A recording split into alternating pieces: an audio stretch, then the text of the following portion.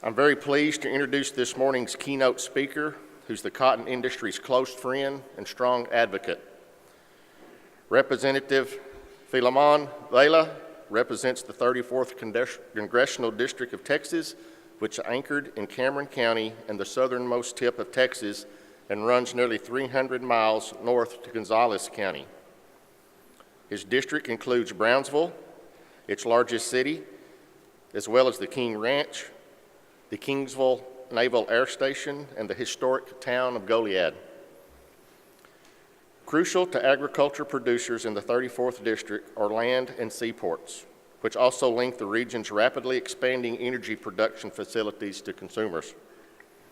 Born in Harlingen, Texas, and raised in Brownsville, Congressman Vela has deep roots in South Texas. His ancestors purchased land from the McAllen family to establish the Laguna Seca Ranch, where the first citrus orchard in Hidalgo County was planted. His father, Filemon Vela Sr., was appointed by President Jimmy Carter as one of the first Hispanic federal judges, where he presides over the Southern District of Texas.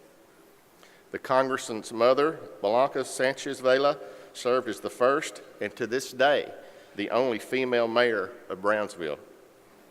He is married to Rose Vela, a former justice on the Texas Court of Appeals, and they reside in Brownsville. Congressman Vela graduated from Georgetown University in Washington, D.C., and the University of Texas Law School. His interest in public service grew from serving as an attorney in South Texas for more than 20 years. He has now begun his fourth term in Congress. Congressman Vela has brought his expertise on border issues to the Committee on Homeland Security, and as the co-chair of the Congressional Border Caucus, he is leading efforts to reform nation's immigration laws and expand investments in border communities and infrastructure to improve trade. The Congressman also serves on the House Agriculture Committee and was recently named the chairman of that committee's subcommittee for General Farm Commodities and Risk Management. He was the only Texas Democrat appointed by the House leadership to serve as negotiator on the 2014 Farm Bill Conference Committee, and was again the lone Democrat selected for the 2018 Farm Bill Conference Committee. Congressman Vela, we want to convey the cotton industry's appreciation for your leadership and advocacy and service in working for policies that guard the interest of rural America and the American farmer. Along with your work on the Farm Bill, we greatly appreciate your strong support for the boll weevil eradication program that is protecting not only the cotton production in this region, but production in all cotton growing areas of the United States. In addition, your leadership and work through the years for resource conservation, agriculture inspection services, and the trade promotion of agriculture commodities are also greatly appreciated. Thank you for taking time of a very busy schedule to be with us. We look forward to remarks.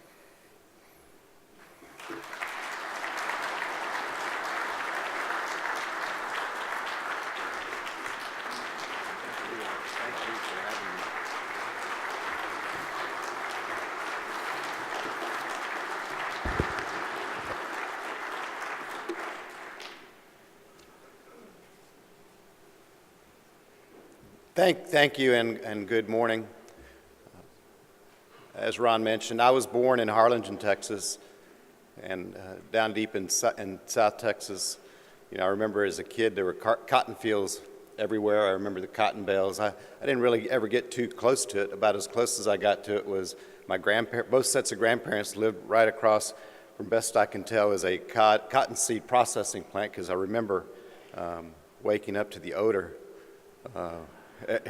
every time we went and visited. But my father, I tried to find a picture because we have his archives at the University of Texas, and I know that after he passed, I saw a picture of him when he was a young man working with those cotton bales, but they couldn't pull it up. But anyway, I was elected to Congress 7 years ago, and had a 27-year career as a trial lawyer. And when I ran for Congress, I never really thought about what committees I wanted to be on or anything like that, and as it turned out, I was appointed to the House Agriculture Committee, and I have to say, when I look back on that decision, it's one of the best decisions I've ever made. Getting to know many of you here in the room and farm producers from all over the country has made the life of being in Congress really, really enjoyable. And I'll start out as we're now a good month into our new term in Congress. Democrats, for the first time since I was in Congress, have a majority, and I got to tell you, it's really, really nice to have a majority. I was with my neighbor over, who represents Corpus Christi, Mike Cloud, on the plane yesterday, and you know, he took over that seat about 6 months ago, or maybe a little longer than that, and he only got to enjoy the majority for 6 months. I'm hoping I get to enjoy it for a little more than 2 years. But I am, you know, I'm honored to have been mentored over the last 6 years by our chairman, Colin Peterson. There are not too many people in this country, if any, who know ag policy the way that Colin Peterson does.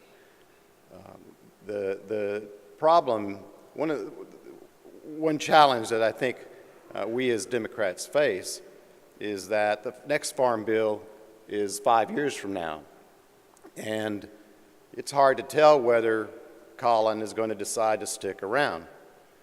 And the reality is that given how much he knows about farm policy, many of us on the committee really have relied on him, and the truth is that because of that, it's been harder to dig into a lot of this stuff. So we're committed as a group now to really start to learn from Colin, so that will be a new generation of Democrats who know ag policy in the future the way he does. As we took the majority, what happened was a lot of seats came up on some of the committees like Ways and Means, Appropriations, Energy and Commerce, and Financial Services. So we lost a lot of Agriculture Committee members to those primary committees. And by the time it was all said and done, Colin and Jim Costa and David Scott, Marcia Fudge and I were looking around, and there was really only 5 of us left. So, you know, Jim Costa is the new chairman of the Livestock Subcommittee. Marcia Fudge is the new chairwoman of Nutrition. David Scott is the chairman of the Commodity Exchange Subcommittee. And the next subcommittee is actually chaired by a freshman, and her name is Abigail Spanberger. So what I was going to do is walk you through, just to give you an idea who these new members are and where they're from. This is Abby Spanberger.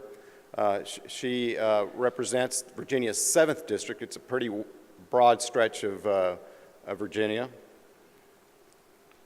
This is Representative Johanna Hayes. She's from Connecticut's 5th district.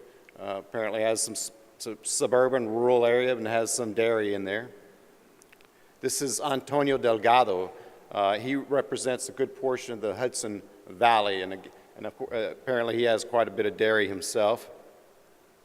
Anthony Brindisi represents a cross-section in northern New York with lots and lots of small farms.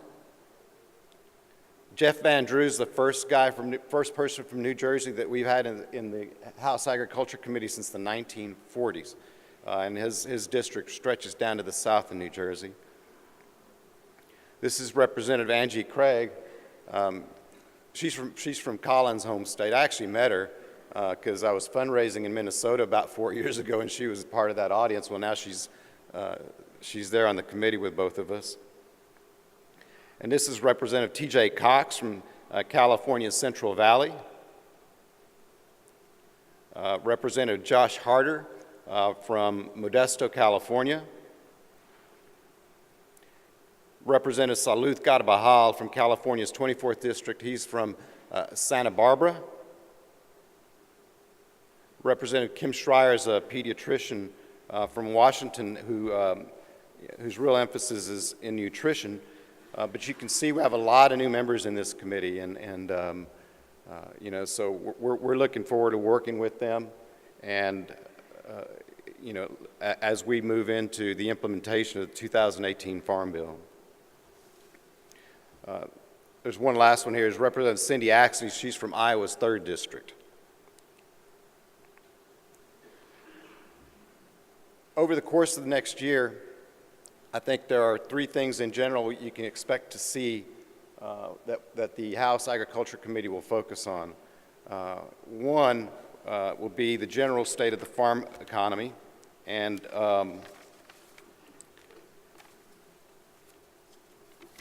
in all likelihood we'll have hearings with Secretary Perdue, other members of the administration. We'll also likely have a focus on trade.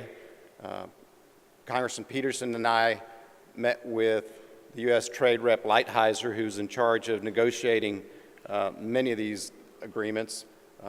Primarily our discussion was with respect to NAFTA 2. The interesting thing about that is he was pretty optimistic that we would move towards deal. Of course, those of us who represent districts along the U.S.-Mexico border, you know, want to see a deal finalized. But the problem is it's Congress, and you know, just this week there were stories coming out in our, you know, the Politico and Hill and all those local media outlets that people in Washington listen to, and the conclusion was that they were not so optimistic about it. But then, of course, you have the trade issues in Japan and China that we're all dealing with, and then Europe. So you can expect the House Agriculture Committee to focus on that. And then finally, in this last Farm Bill, there was $350 million. There's a $350 million increase to rural broadband. So we'll probably take a really close look to see, you know, how effective that allocation will be.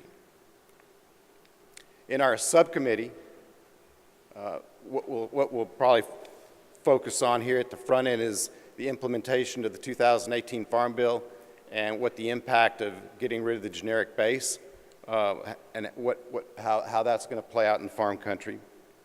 We'll take a good look at the Trump administration's market facilitation program. That's the program that they put in place after the retaliatory effects of the dispute with China. We'll have to take a look at that and see, you know, what kind of impact it had. Is there anything else we can do to make sure, you know, that we address the negative implications of the trade war? And finally, we'll take a good look at the status of crop insurance and how effective of a risk management tool we'll be able to continue to make that as we move forward. There are some laws that are on the verge of expiring or already have expired. The first is the Grain Standards Act, which sets marketing and inspection laws for lots of crops. The second is the mandatory price reporting for livestock marketing. It helps keep the cattle market fair by providing accurate and consistent information about sales. The Commodity Exchange Act has already expired, and that's the act that has jurisdiction over CFTC. Colin has already said that that's probably one of the first things we're going to take a look at, get that through the committee so we can get that passed. And then finally, the Pesticide Registration Improvement Act. It passed both chambers, but it wasn't reconciled, so we're hoping that we can get a bipartisan agreement on that pretty soon.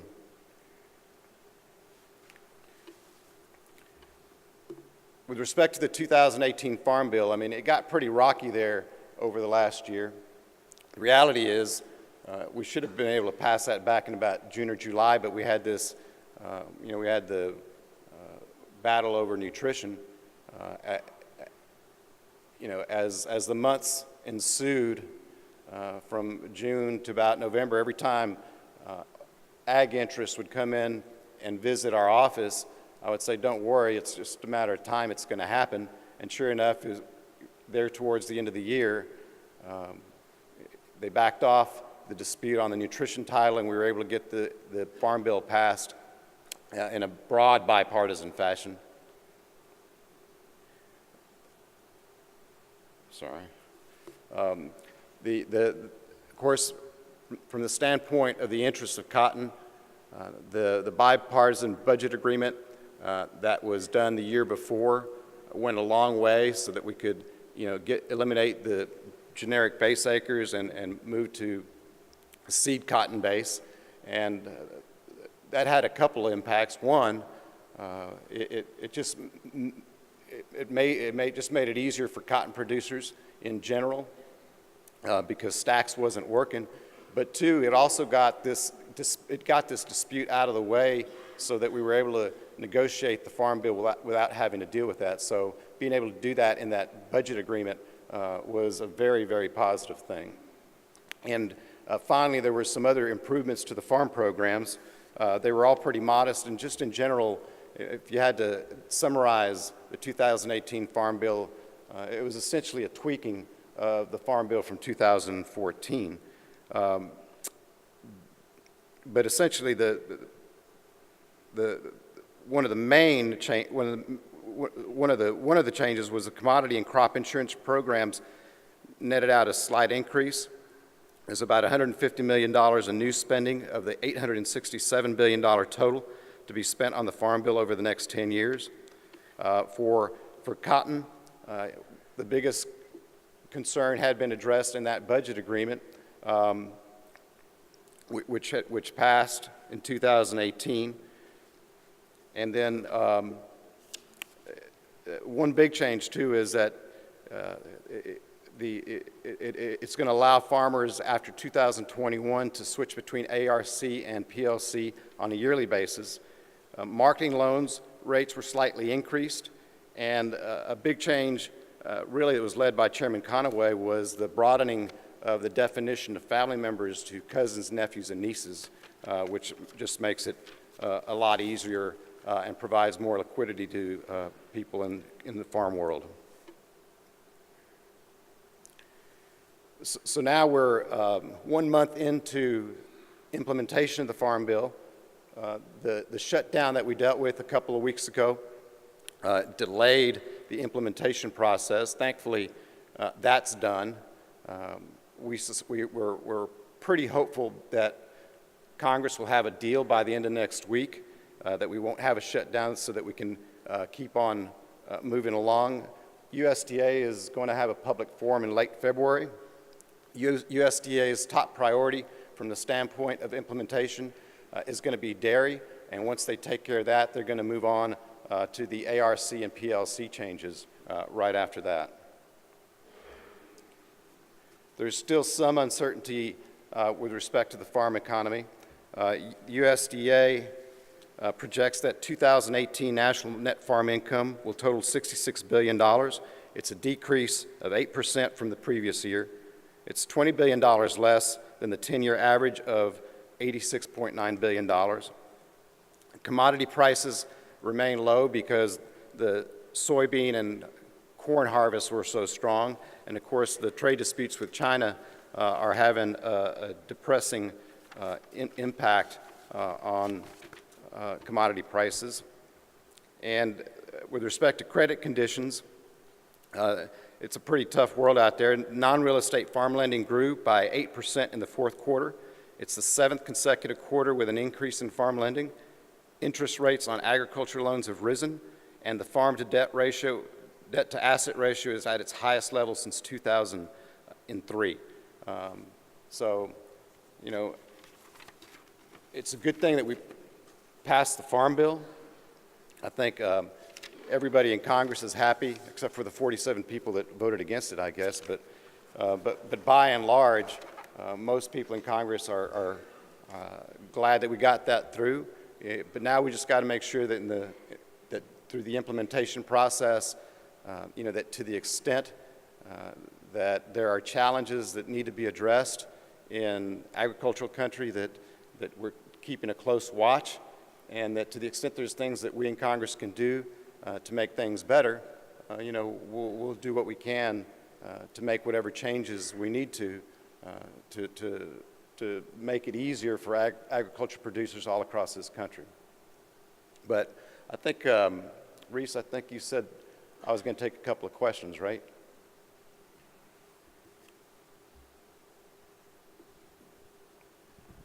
Congressman, this is Ron Kraft. I'm over on the other side.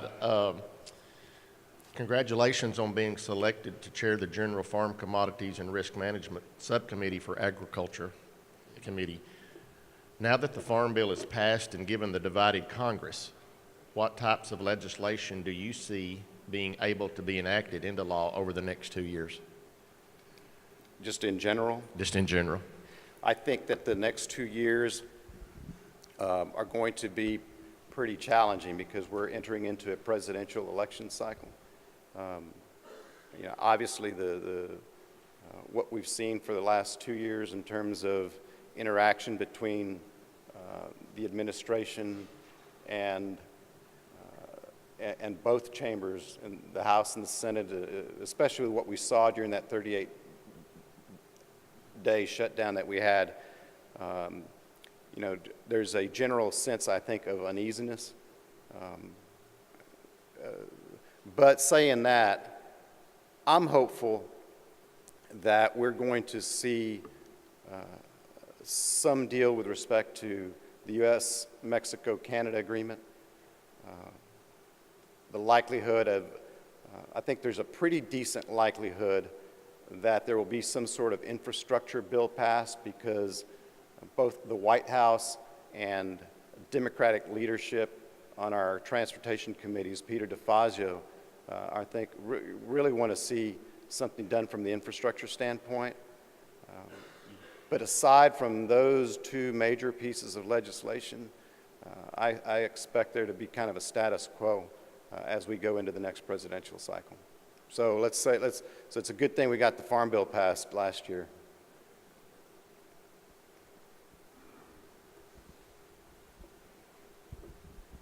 Congressman Vela, we thank you very much for being with us this morning, and thank you for your work for our industry. We're all very thankful that the government is up and running again, but recently, during the last shutdown, cotton could neither be entered or redeemed from the CCC loan. Could you share with us a little bit about your prognosis for funding if there's not a deal by the February 15th into the continuing resolution? Run that question by me again. Could you I'm having a hard time hearing that. Could you share your prognosis for funding for the CCC loan if we don't get a deal by the February 15th deadline? Well, if we don't have a deal by February 15th, I think we're going to run into the same problem we did a couple of weeks ago. I mean, as a member from a border district with lots of agriculture in the district, I mean, I was hearing from lots of federal workers, from the Department of Homeland Security side and through FSA. So if we don't get a deal done, I would say it's going to be pretty risky. But what I'm pretty confident there's going to be a deal done by February 15th. The reality is that shutdown, scared the hell of a lot of people, including members of Congress, because I doubt there was anyone in Congress, who wasn't having to hear from constituents who were being affected by the shutdown. I think there's about a 99% chance that we're going to avoid a shutdown, if not more. But the problem is that we have a February 15th deadline, and the way it always works, we're always we're waiting till the end to make things happen, and so my guess is that next Friday, at about noon or something like that, we're finally going to have a deal.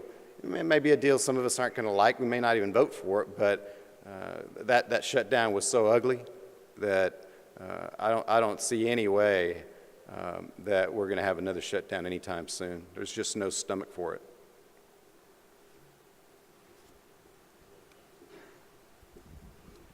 Congressman Vega, Welcome, and thank you for attending today.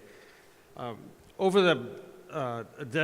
over a decade, Congress has been discussing the idea of comprehensive immigration reform. As you well know, agriculture labor is critically important to the farmers and the ginners. As a representative of a border district, do you think we will ever see comprehensive immigration reform? And if not, what's the likelihood that Congress will at least do something to address the agriculture side of it? Yeah, I have a few thoughts on that. You know, there's a tendency, because I come from a border district, there's 9 of us that represent the southern border. When you're in Washington, you run into people and say, hey, you're from the border, you know, what about immigration? The reality is that immigration is an issue, it's not isolated to border districts. I mean, it doesn't matter where you are in this country. The issue of immigration it has an impact. You know, that dairy farmers from Indiana were with Peterson and I here about 2 weeks ago, and their number one priority is what they're going to do about their workforce, because they get rated every 9 months. You know, and so, and on top of that, you know, the idea of comprehensive immigration reform is it's really a lot older than 10 years. I mean, President Bush really had, you know, in recent history, President Bush was really focused on getting comprehensive immigration reform passed, but you know, he couldn't get that done. He had opposition within his own party that stopped it. During the Obama years, you know, President Obama was supportive of immigration reform, but you know, Democrats controlled both the House and the Senate for 4 years, and they focused on other stuff instead of that. So probably the last best chance we had to comprehensive immigration reform was back then. Then you had the 2010 wave, where Democrats took a beating because of the Affordable Care Act, and you know, the chances, and you've got the Freedom Caucus is so opposed to you know, to immigration reform that, you know, there was no chance of comprehensive immigration reform anytime during the last 6 years. Because of what I said earlier, I don't think there's much of an opportunity for comprehensive immigration reform in this session. I think that the best chance for comprehensive immigration reform is going to be if you have a Democratic president, a Democratic House, and maybe even with a Republican Senate. But again, that's 2 years away. In the meantime, what I've been taking a look at, because of that meeting with the dairy farmers, Representative Goodlatte had an agriculture worker bill that he filed last cycle, and Representative Lofgren and Senator Feinstein have a Democratic version of that as well. I've started taking a look at that just here in the last couple of weeks. And I think somewhere in between there's probably something that we could get a consensus on. You know, I'm hoping that we get this shutdown over with and all these investigations and stuff, and that we can start focusing on stuff like that, because we've been waiting too long to get comprehensive immigration relief. I mean, it's not just in the ag world. It's, you know, it's the H-2B workers, whether it be the shrimpers down in South Texas or the service industry workers up in Michigan and Massachusetts, kind of all across the board. We've got to do something about that.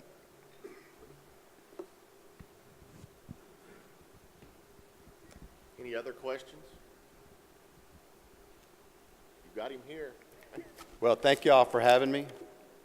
I'm on to my, one thing I might want to correct is that I'm no longer on the Homeland Security Committee.